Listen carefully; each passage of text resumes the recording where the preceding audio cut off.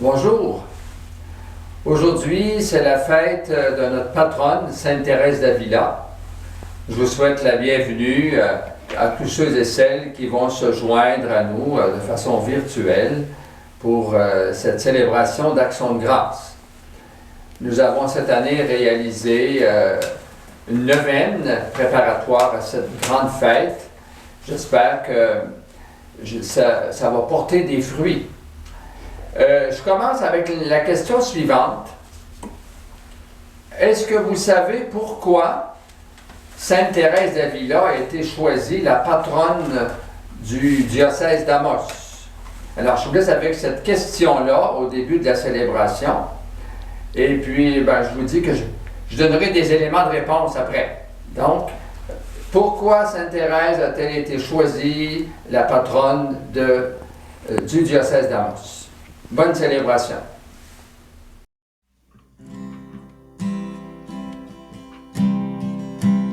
Marchons ensemble, main dans la main, un pas à la fois sur le même chemin. Marchons ensemble vers l'avenir, ouvrons nos cœurs à son amour,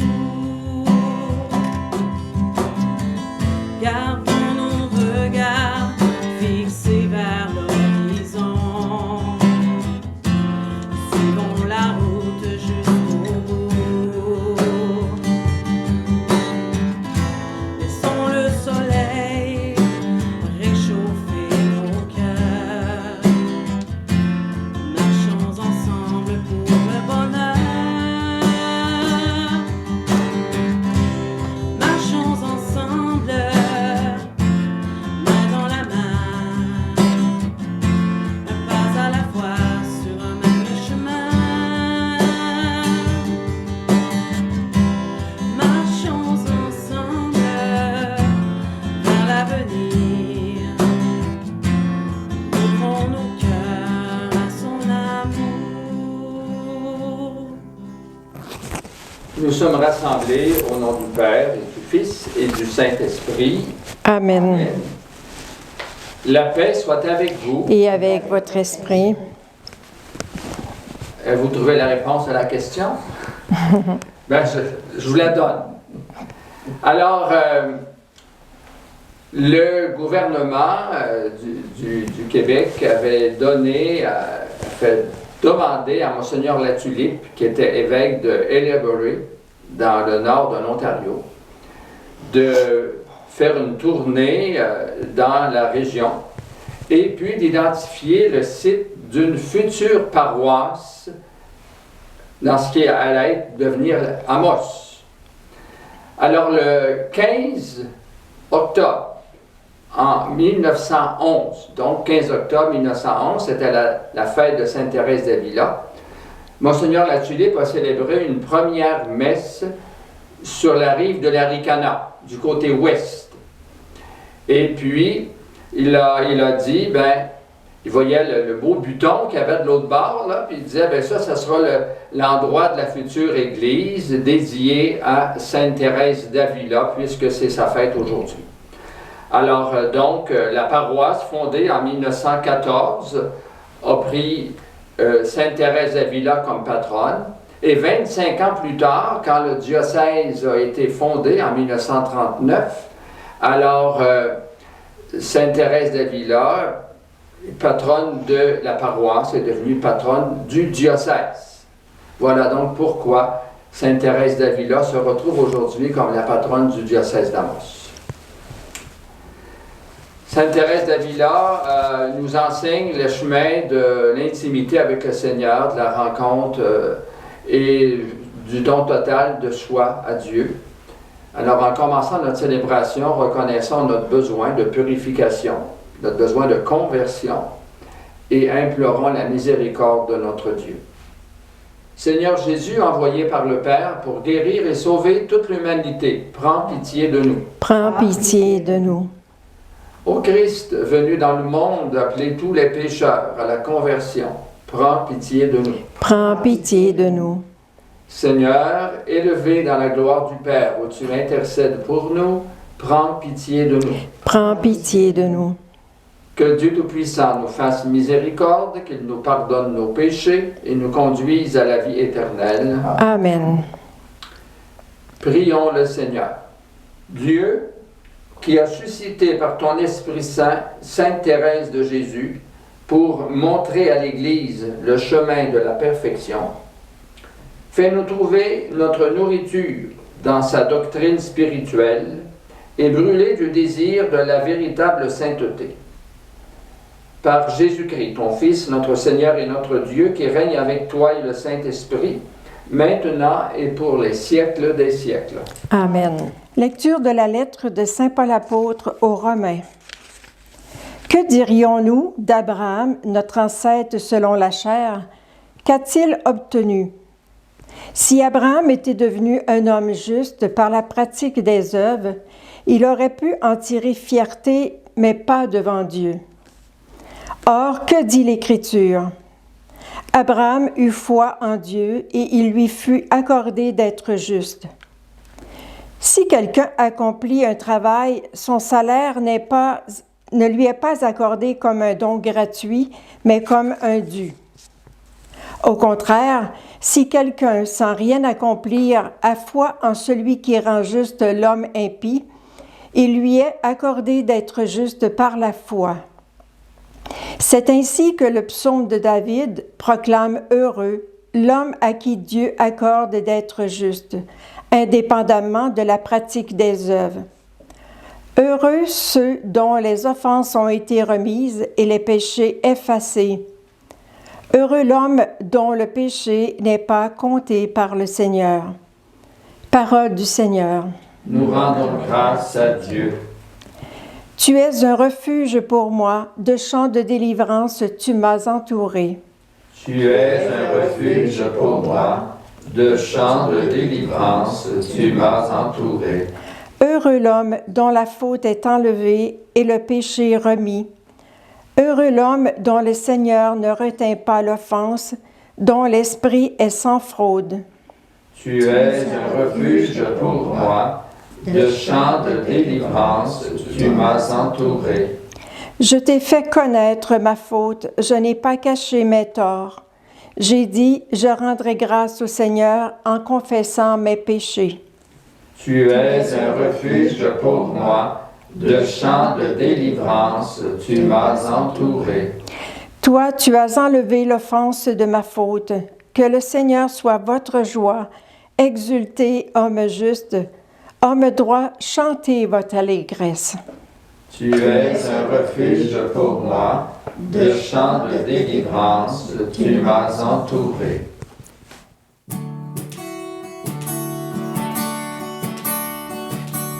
Tu es parole de vie, tu es la source d'amour, oh Jésus-Christ, mon bon pasteur. Alléluia, alléluia, alléluia, alléluia. Gloire à toi, oh Seigneur, alléluia.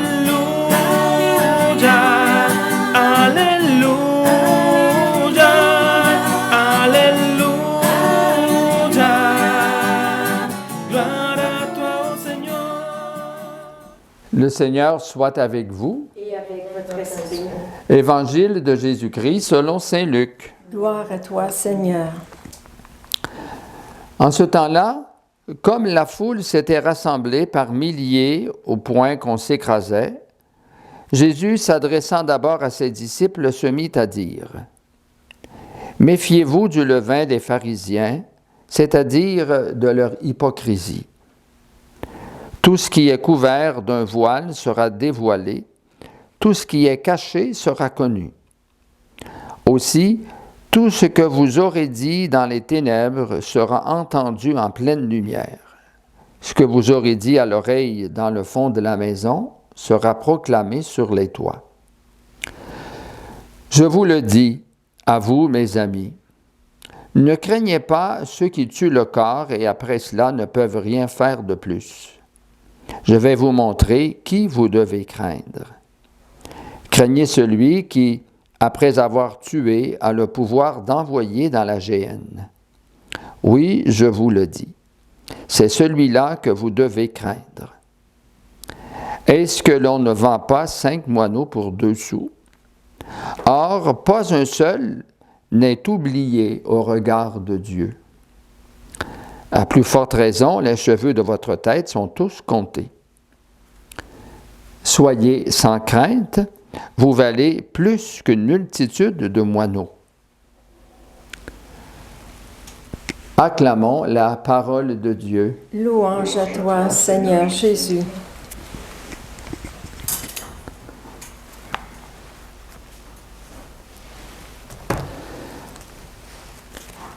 Alors, frères et sœurs, très chers amis, cette phrase de l'Évangile vaut la peine d'être gardée dans notre tête et dans notre cœur. Pas un seul n'est oublié au regard de Dieu. Hein? Pas un seul n'est oublié au regard de Dieu. Imaginez-vous donc si Dieu n'oublie pas les petits moineaux auxquels on donne peu d'importance, toute l'attention puis toute sa tendresse va-t-il donner à nous, ses enfants, qui sommes à son image et à sa ressemblance. Alors, Sainte Thérèse d'Avila, qu'on fête aujourd'hui, elle a vraiment compris ça très, très tôt dans sa vie. Et très tôt, justement, elle a désiré voir Dieu. Alors, dans cette homélie, je veux développer en trois points. D'abord, très brièvement, des grandes lignes de sa vie. Ensuite, ce sera les 4 degrés dans la prière. Et ensuite, pour terminer en troisièmement, développer davantage la prière d'oraison, qui est propre à Sainte Thérèse. Alors, Sainte Thérèse d'Avila, elle est considérée comme la patronne de la vie spirituelle et de l'Espagne. C'est une maîtresse de vie spirituelle. C'est aussi une grande pédagogue. Hein? C'est une grande mystique, mais une grande pédagogue, de sorte qu'elle a su, je dirais, dire dans des mots simples, dans des mots compréhensibles pour tous, son expérience exceptionnelle et extraordinaire de sa vie intérieure avec Dieu. Alors, elle a été déclarée docteur de l'Église en 1970 par le pape Paul VI. Alors, je vous disais que très jeune, elle voulait voir Dieu. Je veux voir Dieu. Hein? Et on dit qu'à 7 ans, elle est partie avec son frère qui avait 4 ans plus vieux qu'elle pour partir affronter les croisés. Parce qu'elle disait, ben, si je me fais tuer, je vais voir Dieu plus vite. Bon, alors c'est des raisonnements d'enfants, mais d'enfants qui ont un cœur de feu. Hein? Alors, mais elle a perdu sa mère. Sa mère est décédée lorsqu'elle avait 14 ans. Puis comme elle était très belle jeune fille, elle plaisait, elle avait un sourire communicatif, paraît-il, et puis qu'elle savait que sa façon d'être plaisait aux gens. Et puis, elle a été un peu coquette aussi, de sorte qu'elle est entrée d'abord dans de la vie mondaine. Son père, pour casser ça un petit peu, là, cette tendance-là, l'a envoyé pensionnaire. Bon. Ensuite, à 18 ans, elle est ressortie, mais à 18 ans, elle a décidé d'entrer au Carmel de sa ville, à Avila, hein, chez les carmélites. Et puis donc, elle entre au monastère. À cette époque-là, la vie monastique n'était pas très rigoureuse. C'est pour ça d'ailleurs qu'elle va réformer, hein, 20 ans plus tard, après sa deuxième conversion, elle va commencer des réformes vraiment en profondeur de la vie du Carmel. Donc, lorsqu'elle a 18 ans, quand elle rentre au Carmel, elle s'accommode assez bien d'une vie relativement facile au Carmel, où je dirais un petit peu la tiédeur spirituelle est admise, hein, par les religieuses qui sont là. Bon. De sorte qu'elle peut sortir, aller voir sa famille, puis elle peut aussi recevoir très souvent au parloir. Et puis, même entretenir des amitiés. Quand je dis elle, là, c'est elle comme personne, c'est aussi le cas des autres religieux. Donc, comme j'ai dit, ce n'est pas une vie très rigoureuse. Alors, mais à 40 ans, elle a une deuxième conversion. C'est ce qu'elle écrit elle-même. Elle a lu les Confessions de saint Augustin. Et puis, là, saint Augustin qui a partagé justement sa recherche de Dieu, sa quête spirituelle, puis qui dit, j'ai cherché Dieu partout, puis finalement, je l'ai trouvé qu'il était en moi. Hein? Alors, là, dans ses premières 20 années de sa vie, elle avait commencé à expérimenter l'oraison, Sainte Thérèse d'Avila, et puis, mais elle avait avec des hauts puis des bas. Hein? Mais là, à partir de 40 ans, elle a décidé d'abord de couper avec les amitiés, de couper avec le parloir, et puis de se dédier totalement à la vie monastique, puis à sa relation avec Dieu. Bon, elle a, je dirais, comme pédagogue, elle nous enseigne 4 pas dans la prière. Alors, c'est ma deuxième partie, les 4 pas de la prière que nous enseigne Thérèse d'Avila. Le premier, c'est le désir de prier. Le deuxième, croire que Dieu désire notre amitié. Le troisième, la persévérance dans la prière. Et enfin, le quatrième, parler à Dieu. Bon, alors, le premier pas, le désir de prier. Bon, c'est celui de base. Ça ne demande pas une très grande explication. Désirer prier. Vous savez comme moi que ce qu'on n'a pas désiré, on ne l'apprécie pas. Mais si on désire vraiment quelque chose, hein, puis ça ne vient pas tout de suite, on est obligé d'attendre, puis de continuer d'espérer, puis de creuser le désir, à ce moment-là, lorsqu'on y arrive, eh bien, c'est une joie, hein, c'est très, très apprécié. Donc, désirer prier. Le deuxième pas, donc, c'est croire que Dieu désire notre amitié. Alors, comme je le disais au tout début, Dieu nous a créés à son image et à sa ressemblance, puis il a fait de nous des êtres de relation, comme lui, hein, Dieu, Père, Fils, Esprit Saint, dans la très sainte Trinité, c'est une relation vécue en parfaite communion. Alors, Dieu veut que notre cœur devienne son paradis, hein, son paradis sur terre dans chaque être humain. Alors, Thérèse nous invite à relire notre vie pour y découvrir les appels de Dieu. Il ne se lasse pas de nous chercher, de nous attendre. Il veut nous donner son eau vive. Le croire profondément nous fait entrer dans la prière chrétienne. Donc, c'est le deuxième pas, croire que Dieu désire notre amitié. Le troisième, c'est la persévérance dans la prière. La persévérance. Alors, elle dit, il s'agit de ne pas s'arrêter en chemin, de vouloir aller jusqu'au bout malgré les obstacles. Puis de ça, elle l'a expérimenté, parce que, comme je vous disais, elle a eu des hauts et des bas. Hein? Ce qui est d'une importance majeure, dit-elle, d'une importance capitale, c'est d'avoir une résolution ferme, une détermination absolue, inébranlable, de ne pas s'arrêter avant d'avoir atteint la source, quoi qu'il arrive ou puisse survenir, quoi qu'il en puisse coûter, quelque critique dont on soit l'objet, qu'on doive arriver au but ou mourir en chemin, accablé sous le poids des obstacles, quand le monde enfin devrait s'effondrer. En amont, hein? Alors donc, persévérer jusqu'au bout. Même s'il y a des embûches, des obstacles, même s'il y a des gens qui nous mettent des bois dans les roues, puis qu'on en a aussi des bois intérieurement qu'on se met soi-même, Hein? Donc, persévérer dans la prière, nous dit-elle. Et le quatrième pas, parler à Dieu. Puisque le désir de Dieu est de se donner à nous, notre désir doit être de lui répondre par la prière, qu'elle soit vocale ou mentale. Alors, Thérèse distingue ces deux formes de prière, mais elle précise que nous avons besoin de l'une et de l'autre pour grandir dans la connaissance et l'amour du Christ. Ce qui fera que nous sommes en prière, c'est d'avoir le cœur entièrement occupé de Dieu.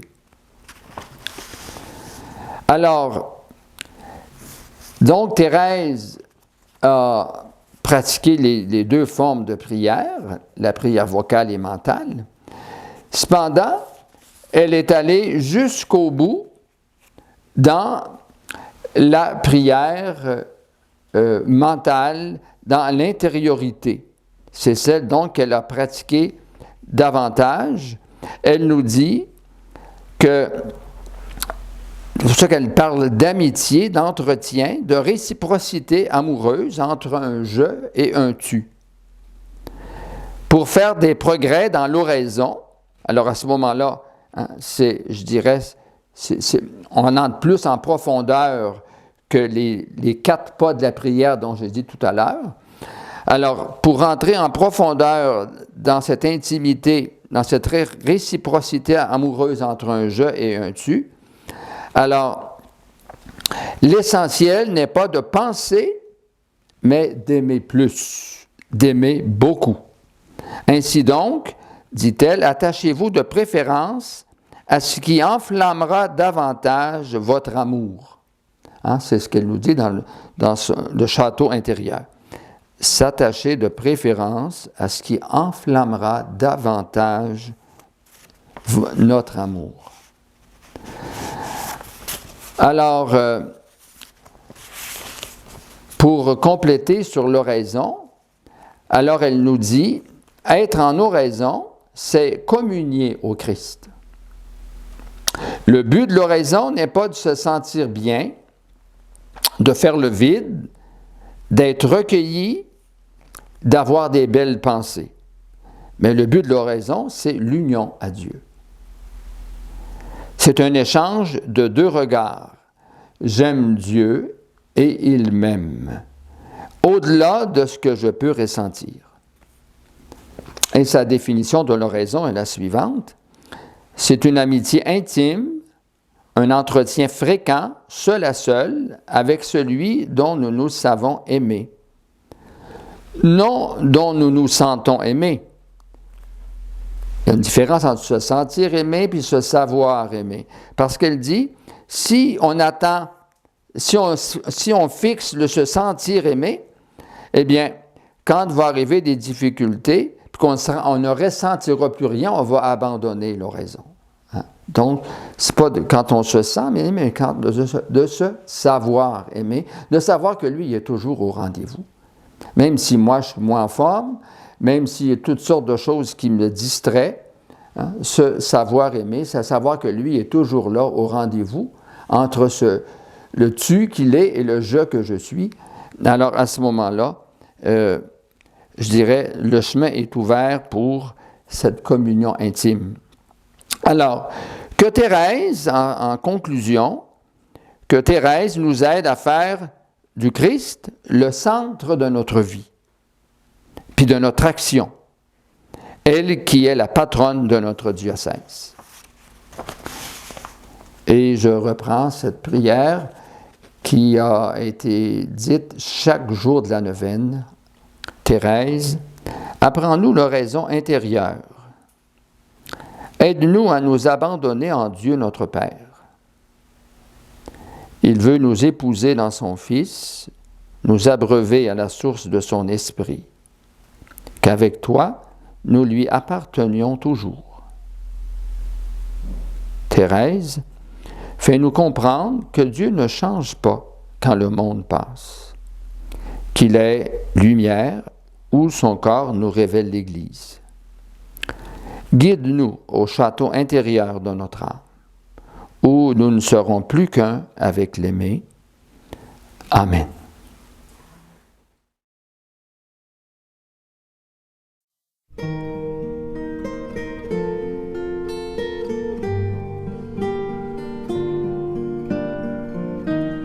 Voici le pain de ma route. Voici le vin de ma vie. Vers toi, mon Père, je me tourne. Je te présente ma vie.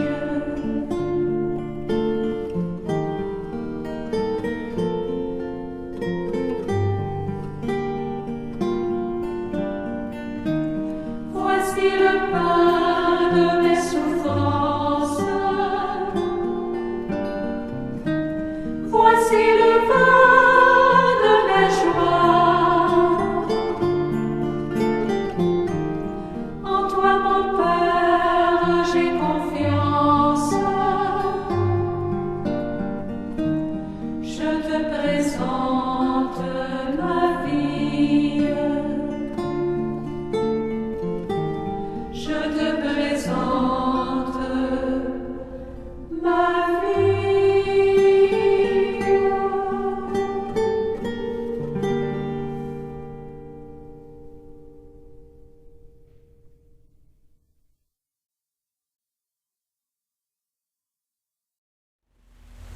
Alors, la voix de ce chant, les voix de ce chant nous invitent à présenter notre vie au Seigneur.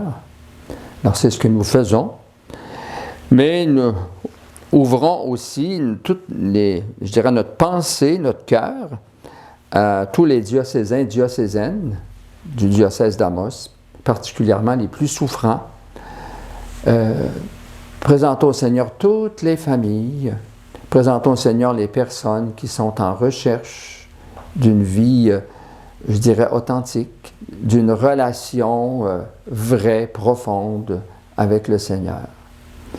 Et puis, présentons aussi tous ceux et celles qui, qui luttent pour vaincre ce virus COVID et également les autorités, les dirigeants des nations pour que ils gouvernent avec la sagesse de Dieu. Prions ensemble, le moment d'offrir le sacrifice de toute l'Église. Pour la gloire de Dieu et le salut du monde.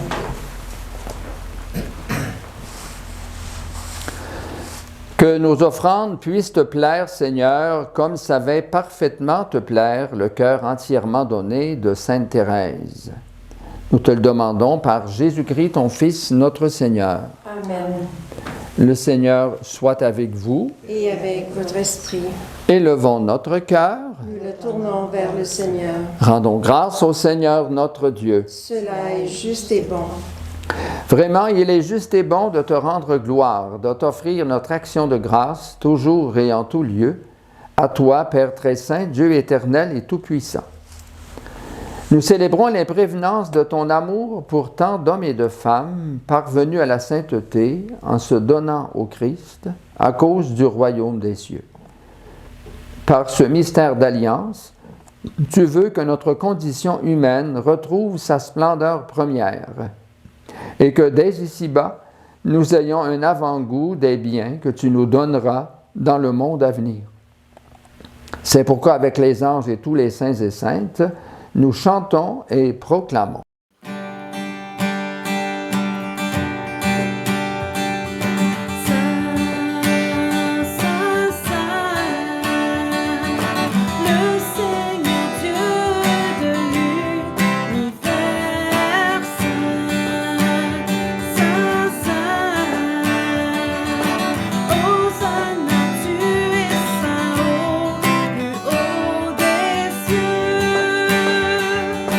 Le ciel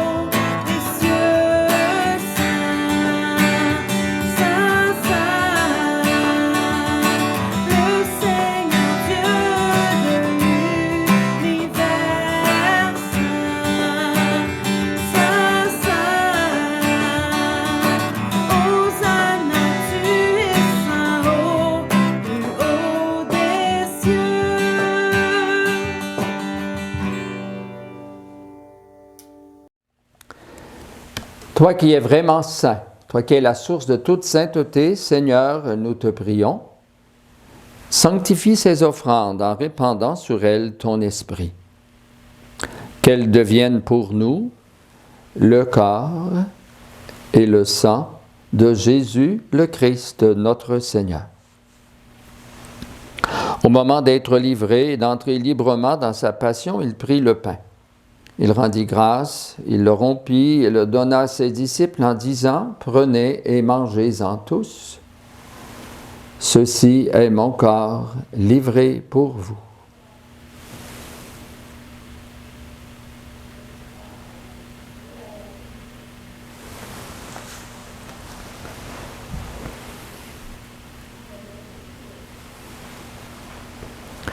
De même, à la fin du repas, il prit la coupe. De nouveau, il rendit grâce et la donna à ses disciples en disant « Prenez et buvez-en tous, car ceci est la coupe de mon sang, le sang de l'alliance nouvelle et éternelle, qui sera versé pour vous et pour la multitude en rémission des péchés.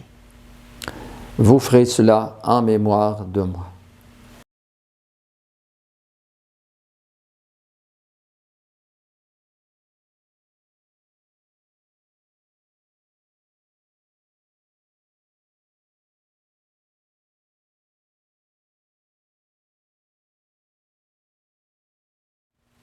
Il est grand, le mystère de la foi.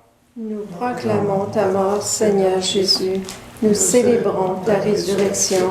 Nous attendons ta venue dans la gloire.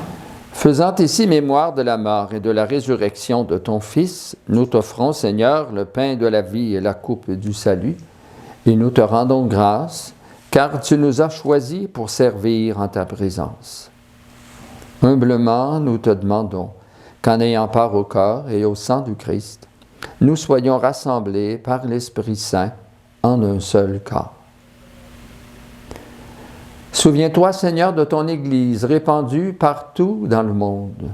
Fais-la grandir dans ta charité avec le pape François, moi-même ton humble serviteur, et tous ceux et celles qui ont des responsabilités dans ton peuple. Souviens-toi aussi de nos frères et sœurs qui se sont endormis dans l'espérance de la résurrection et de toutes les personnes qui ont quitté cette vie. Reçois-les dans ta lumière auprès de toi. Sur nous tous et toutes, enfin, nous implorons ta bonté. Nous implorons ta bonté sur les malades, sur les familles, sur les personnes de vie consacrée, spécialement les moniales, en cette fête de Sainte Thérèse d'Avila. Permets qu'avec la Vierge Marie, la bienheureuse Mère de Dieu, avec Saint Joseph, son époux, avec les apôtres, les saints et saintes de tous les temps qui ont vécu dans ton amitié, dont Sainte Thérèse d'Avila, notre patronne, nous ayons part à la vie éternelle et que nous chantions ta louange par Jésus-Christ, ton Fils bien-aimé. Par lui, avec lui et en lui. À toi, Dieu, le Père Tout-Puissant, dans l'unité du Saint-Esprit, tout honneur et toute gloire pour les siècles des siècles. Amen.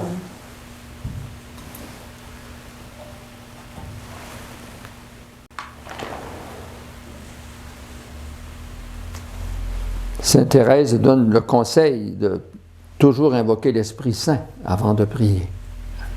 Alors, elle a lu Saint Paul, puis elle l'a intégré. Hein? C'est l'Esprit Saint qu'on soit en mesure de dire « Abba, Papa hein? ». Alors, ensemble, on va dire cette belle prière que Jésus nous a apprise en ouvrant notre cœur hein, à tous nos frères et sœurs de la terre, et spécialement les plus abandonnés, les plus seuls, les plus mal aimés. Notre Père, qui es aux cieux, que ton nom soit sanctifié, que ton règne vienne, que ta volonté soit faite sur la terre comme au ciel. Donne-nous aujourd'hui notre pain de ce jour.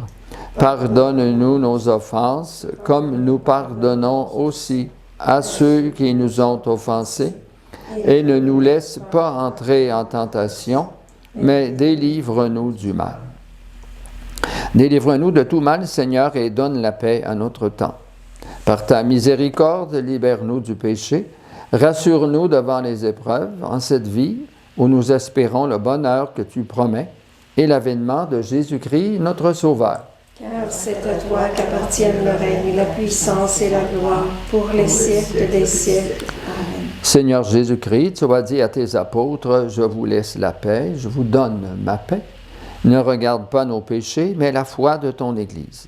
Pour que ta volonté s'accomplisse, donne-lui toujours cette paix et conduis-la vers l'unité parfaite, toi qui règnes pour les siècles des siècles. Amen. Que la paix du Seigneur soit toujours avec vous. Et avec votre esprit.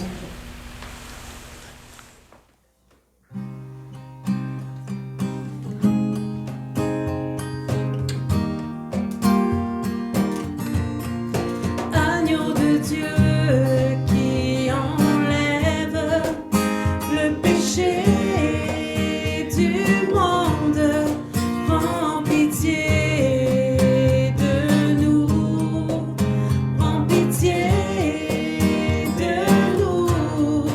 Agneau de Dieu qui enlève le péché du monde, donne-nous la paix, donne-nous la paix, agneau de Dieu.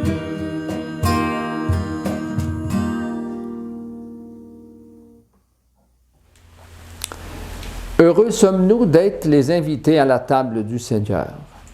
Voici l'agneau de Dieu qui enlève le péché du monde. Seigneur, je ne suis pas digne de te recevoir, mais dis seulement une parole et je serai guéri. Que le corps et le sang du Christ nous gardent pour la vie éternelle. Amen.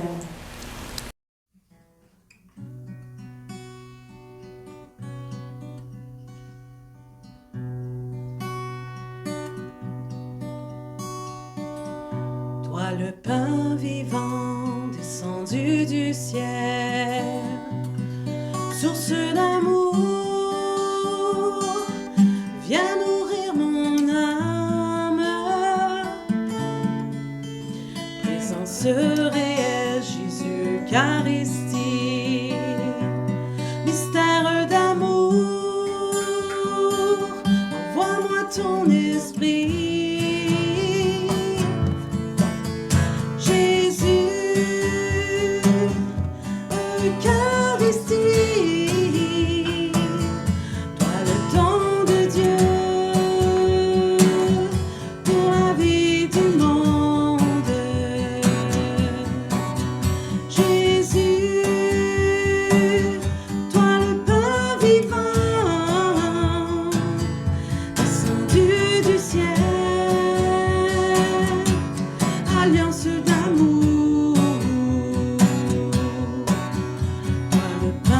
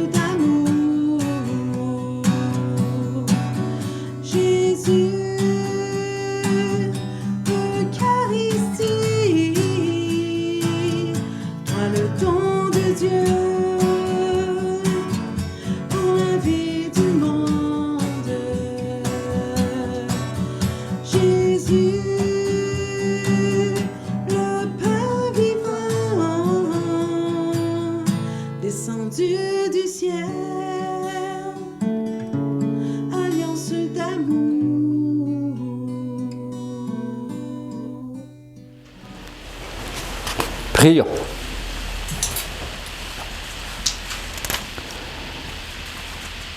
Seigneur notre Dieu, donne à la famille de tes serviteurs, déjà rassasiés par le pain du ciel, de pouvoir, comme Thérèse de Jésus, chanter ta miséricorde pendant l'éternité.